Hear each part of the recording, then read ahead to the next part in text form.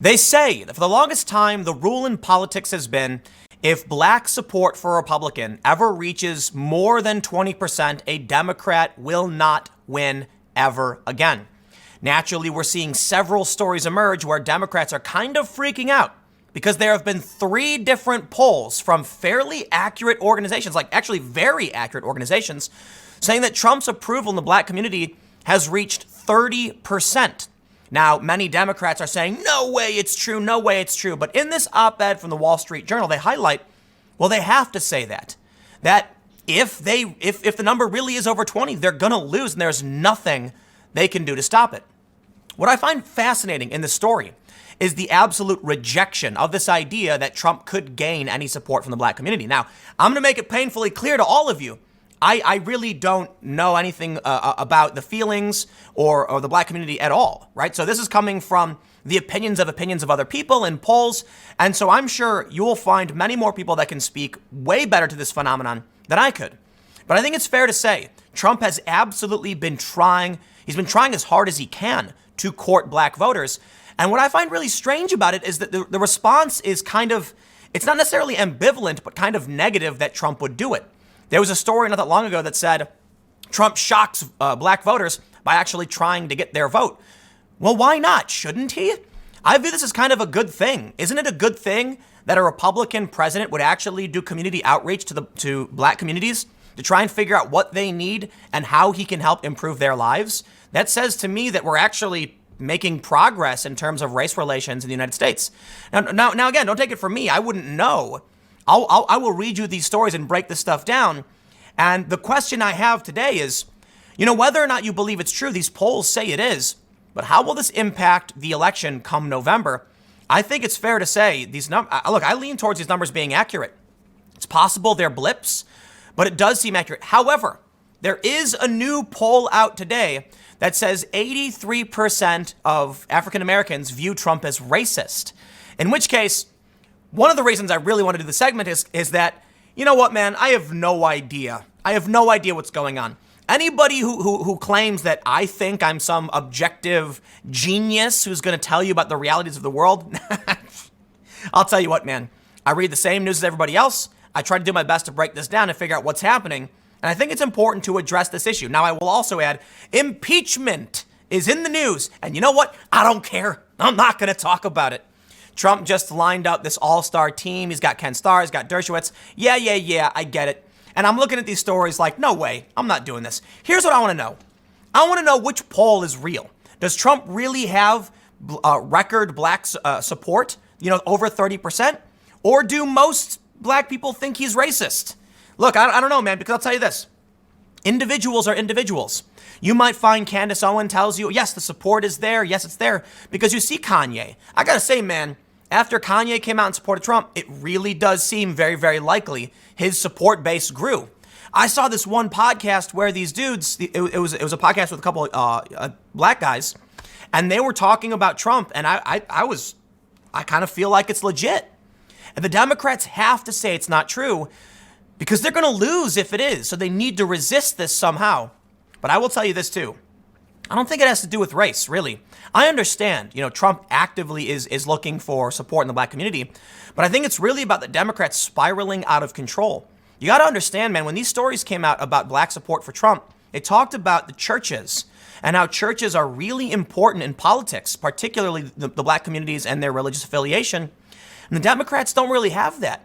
You look at the religious right, you look at what Kanye West is doing, he's preaching gospel. And that's one of the reasons he supports Donald Trump, for religious reasons. I think it's no surprise Republicans are going to start using their connection to the religious community to try and court voters. And if this is effective, not just in terms of religion, but economics and hip hop, I think the Republicans are doing a good job. And it stands to reason this support level is likely accurate. So here's what I want to do. I want to read some of this opinion piece from the Wall Street Journal. I want to show you a breakdown of the polls, but check this headline out from December. Democrats are freaking out about pro-Trump messaging to occasional black voters. I think it stands to reason when even BuzzFeed says Democrats are freaking out over this. I think Trump's got it. I really do. But I will tell you this, man. Look, I'll say it again. I am absolutely the first as a relative, as a decent lefty to point out I am not a part of this community. I know very little about the day-to-day ongoings or how they feel, and I want to make sure I respect that. As you know, look, I'm part of a different community. Many of you know I always talk about how I'm mixed race, so I have my opinions on a lot of these issues. But I'm just going to be reading for you the opinions of other people, okay? So take it for what it is. I don't want to act like I'm some authority who knows better than the actual communities themselves. But let's get started. Let's read about what's going on and why Democrats are in panic mode. Before we get started, head over to timcast.com/donate if you'd like to support my work. There's a PayPal option, a crypto option, a physical address. But of course, the best thing you can do is just share this video. Look, I don't think I'm the smartest person in the world. I don't think I have all the answers. I'm going to show you conflicting polls. They're not necessarily debunking each other, but they are kind of at odds. I want to do my best to try and break down what's really happening in politics. And if you think I do a good job, sharing this video is the best thing you can do. Or just hang out, subscribe, watch. Let's read the story from the Wall Street Journal. They say, can Trump earn black support? Biden, Sanders, and Warren would say these new minority jobs fell like manna from heaven. The workers getting them may credit the president. Wall Street Journal says, what if in November, enough black Americans voted for Donald Trump to re-elect him into the presidency? This unlikely straw has been in the political winds recently because in 3 opinion polls, Emerson, Marist, and Rasmussen, President Trump registered about 30% support among black voters. Asked to respond by InsideSources.com, former Hillary Clinton advisor Joel Payne said, quote, I have a better chance of jumping center for the Celtics tonight than Donald Trump having 30% support in the African-American community. He may get the call. The reason this unlikely 30% number breaks the seals in Democratic heads is that for years it has been a rule of thumb in politics that if black support for Republicans ever reached 20% of the vote, a Democratic presidential candidate would not be able to win ever. A Gallup analysis of the Roper Center's exit poll data has Republican candidates averaging around 10% of the black vote since 1976. In 2016, Mr. Trump topped out at 8%. Still, one wonders if Mr. Trump's potential pull from black and Hispanic voters may be the sleeper issue of the 2020 campaign, the way conventional wisdom missed the 2016 Trump vote in Pennsylvania, Michigan, and Wisconsin. He goes on to say, during the latter election cycle, one of the most important, least noticed events was a July 2015 speech by former Texas Governor Rick Perry, in which he said it was time for black Americans to reconsider their political loyalties. Quote, Democrats have long had the opportunity to govern African-American communities. He said, it is time for black families to hold them accountable for the results. And I'm here to tell you it is Republicans, not Democrats, who are truly offering black Americans the hope for a better life for themselves and their children. Full stop. I don't know if that's true. I will tell you this. It is true that for the longest time, African Americans have voted for Democrats. I then would ask, because I don't know, has this really improved their circumstances? The argument from Republicans is that it's not. And I would defer to, say, Candace Owens, Kanye, or Diamond and Silk when they say it hasn't, and that it's Republicans who are actually offering up real solutions. Now, these are just some high-profile Trump supporters. Of course, they support the president. They have those opinions. It doesn't necessarily mean it's true. But again, I would defer to their opinion over many other people. Of course, there are still many anti-Trump black personalities who would say it's not the case and Trump would just make things worse. But the point is, if there are people in the black community who feel like they haven't been succeeding or that they have been held back by this system, at a certain point, they're going to reflect upon the people they've elected. And it might not be that they're going to say Republicans will do better. It might actually be a punishment vote. Think about the Bernie or bust people. They said, I'm going to vote for Trump because screw you, right?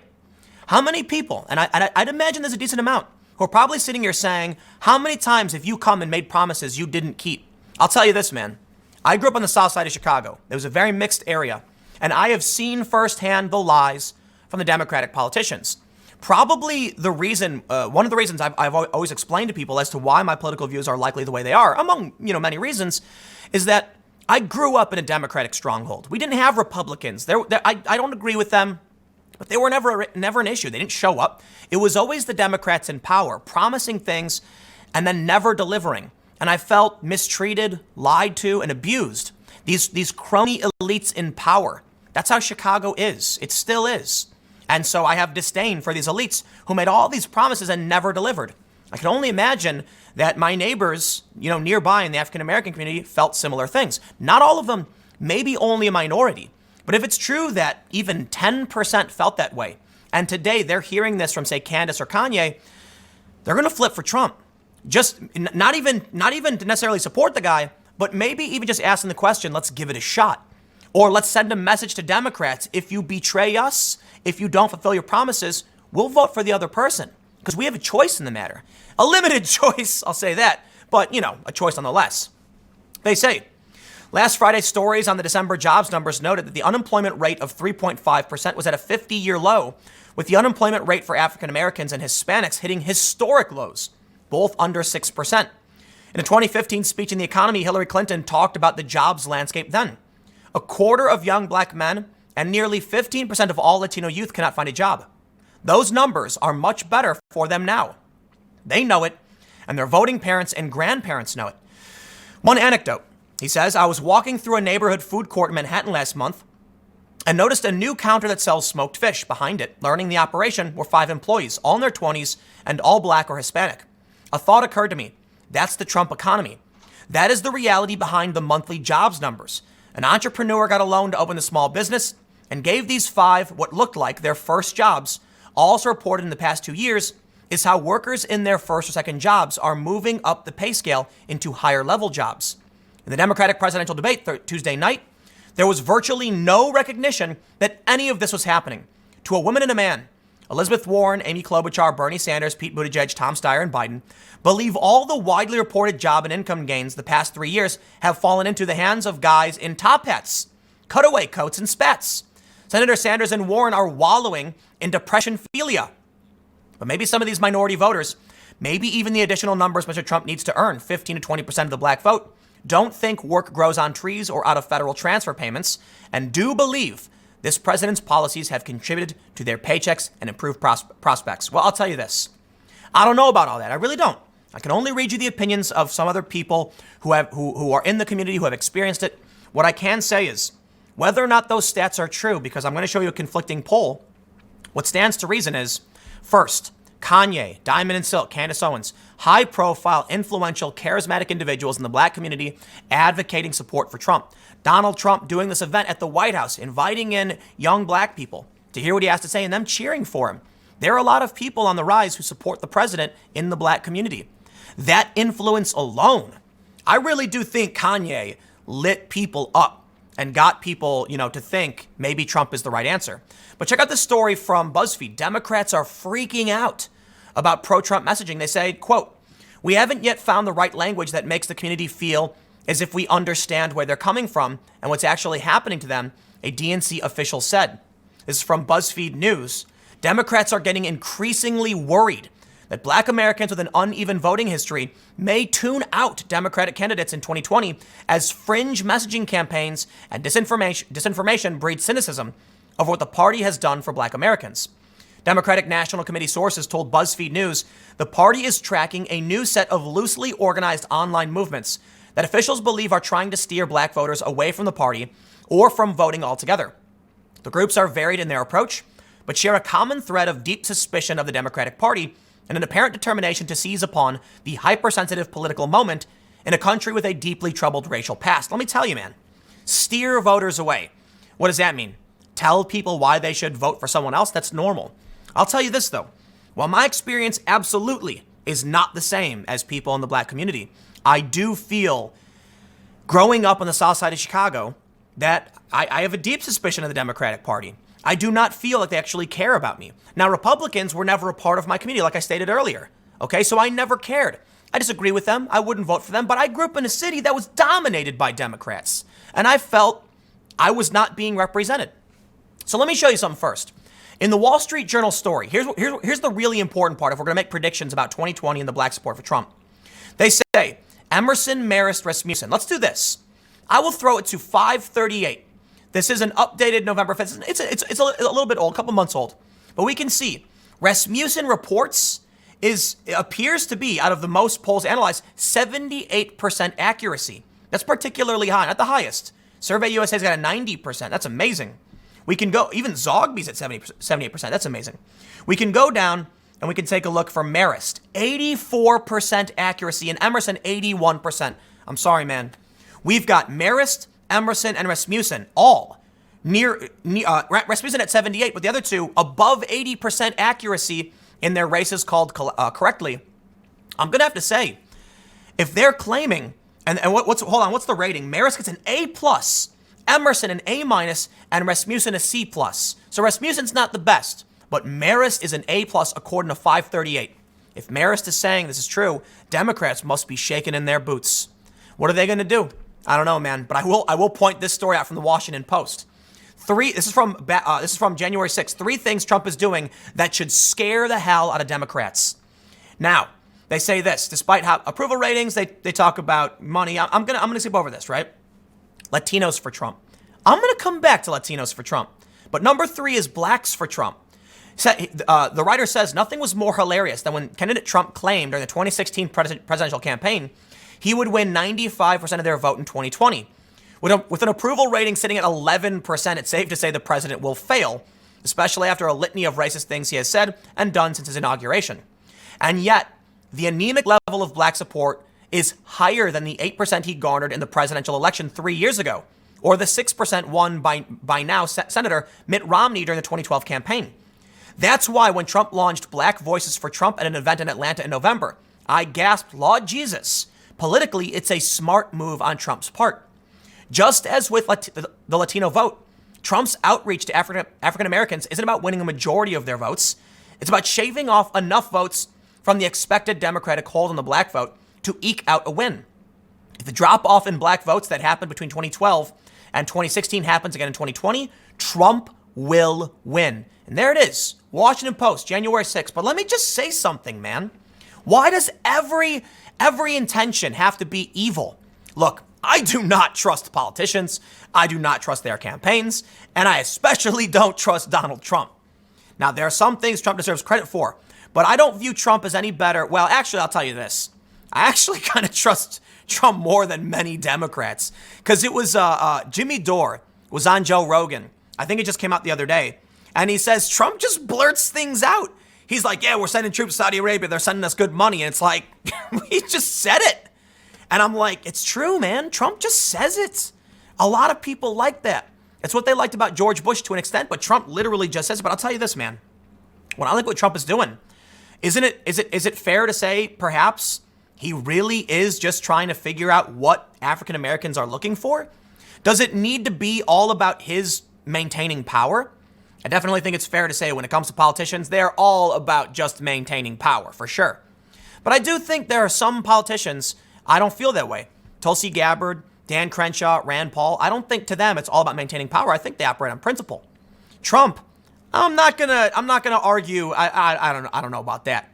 But I will say, I'm gonna give the benefit of the doubt and say, at a certain point, couldn't we just say Trump is finally saying the Republican Party needs to do right by the black community in America and figure out what they're looking for?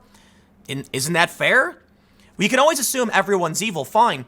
But one of the problems I have with the media is how they frame everything. You know, I was talking to a friend and I said, if a Ukrainian oligarch came out right now and said that Trump was dirty, and it's all true, the headline would be, oligarch confirms Trump is dirty. If the oligarch came out and said Trump has never worked with us, he's on the level, the headline would be, corrupt oligarch tries to play cover for Donald Trump. It would always be framed against him. So while I agree with this writer on the fact that if Trump can maintain this swing, he's going to win the black vote. It's going to get him over that hump. Isn't it possible that Trump is just trying to do the right thing? It is. My position is always, Trump is not my first choice, probably not even my 5th or 6th choice, but he's not that bad, right? It's a weird position to be in. When saying I don't really like the guy, I'm not a fan. I do think he's funny, but I don't think he should be. Listen, I think Tulsi Gabbard's a bit harsh on Trump when she says he's not fit to be president. My answer is actually, the economy is really good. You know, he's proven something right. He's just not my choice for president because I think he's a bad representation of American culture. Like, he's the worst of our culture, and Hillary Clinton was the worst of our government. That's how people explained it. So I'd choose somebody else. But I'm not a lunatic. I'm not going to screech and be like, he's evil. I think it's fair to say that while Trump might be crude, crass, boorish, oafish, all the bad things, it doesn't mean he's not genuinely thinking, like, can we make the life better for Americans when the economy is doing well? Anyway, I now want to bring you to the latest poll, which has Democrats kind of cooling off. Black Americans deeply pessimistic about country under Trump, whom more than 8 in 10 describe as a racist. And this is from Washington Post Ipsos. So here's what I want to do first. To be fair, let's find out where the Washington Post Ipsos falls on as a rating for 538. And they say it's 71% accurate and a B minus. Now here's the thing. We got 3 polls so far, an A plus, an A minus, and a C plus, saying Trump's support in the black community around 30%. Ipsos is a B minus. So it's not as good, according to 538, as 2 of the polls we already have. Stands to reason. I have to side with the larger data set here. I think this poll is less likely to be accurate than the other polls that 538 has rated higher. In which case, I would place my bet on Trump making massive gains in the black community. Don't take my word for it, though. I'm just, I'm Tim Pool, mixed race, Southside Chicago. I am not a part of that community, and there are many people who can probably speak better. But I've seen the viral videos, and I'll tell you this, man. I don't know who's right or wrong, but when you see Kanye West come out, one of the most, whether you want to admit it or not, Kanye is one of the most influential people in the world. He wants to run for president. If he comes out and he speaks to a lot of young black people because he's a Chicagoan, he is successful, he shows that you can make it, and he says, you want to be like me? Here's what I think. People are going to be like, yeah. I'll tell you what, man. For the longest time, the idea of America, the American dream to a lot of people was Donald Trump. I know. He was born to a wealthy family. He got a loan from his dad. But no, he's got beautiful women all around him. He's a billionaire. He's got his name everywhere. The idea that you could start from scratch as a poor person or just a regular American and work your way up, that means a lot. But I'll tell you this. Kanye West represents that idea way better than Donald Trump. Now, I know my general understanding of Kanye is from the suburbs, but he wasn't born into a family like Trump. Kanye West was a dude who made music people loved, and he got rich, and he's super famous, and he's part of an elite celebrity family. I think, while not perfect, it represents better how anybody can rise up, even someone like, Kanye. So if he comes out and says, this is what I'm all about, there's going to be a lot of young, impressionable people saying, yes, absolutely, I agree. So I'll tell you this. If it's true, Donald Trump has gained the support, he's going to landslide. Because like they were saying in the Wall Street Journal, if black support for Trump breaks 20%, Democrat won't win, ever. And that's why they're freaking out. Now, this poll may be some good news, but I would pass off a warning to Democrats and leftists because, like I said, Marist and Emerson are rated A plus and A minus by 538 with 81 and 84% accuracy. And Ipsos is at 71% accuracy with a B minus. All right. To reiterate, that means this is less likely to be correct than the other 2, but I don't know for sure. I will say, if you want to lose 2020, be it Democrat or Republican, be complacent. Think you've won. That's when you will lose. Because this may be true. Black Americans may really, really hate Trump. And Trump needs their vote. He really does. I got to say, though, man, I think the sane and rational prediction is that with Candace Owens, Diamond and Silk, Kanye West, among other people, Trump's got enough. He really does. Now, I did say I wanted to go back to Latinos for Trump. All right. I'm not going to do a deep dive on this specifically because it's a whole other issue. But I'll read a little bit. Trump swooped into Miami last Friday to rally evangelicals. That's hardly a surprise since 2 weeks earlier, the now former editor of Christianity Today thundered in an editorial that Trump should be removed from office. What was noteworthy was where the president did the rally. Ministerio Internacional El Rey Jesus in a megachurch with a predominantly Latino congregation. Well, like I said, I'm not going to do a deep dive, but I just want to point this out. If Trump can pull enough of the Latino vote and the African-American vote, and if his path to this is through religion, I would not be surprised if it's true. He's shaved off enough of these groups that he's going to win and the Democrats can't do anything about it. But I'll end with one final thought. I tell you this, man. In my experience, speaking as an outsider, so again, I could be wrong. The people I've met in the black community do not take well to what the far left is preaching. Like intersectionality, a lot of this stuff is deeply offensive to the sensibilities of the people I know and grew up with. I can't speak for the community, so again, I will stress, I'm an outsider. I could be dead wrong. But there have been posts, I have seen, commentary. I have listened to podcasts about what people in the black community have been talking about. And I think the far left fringe is seriously causing damage for the Democrats from Latinos and from the black community.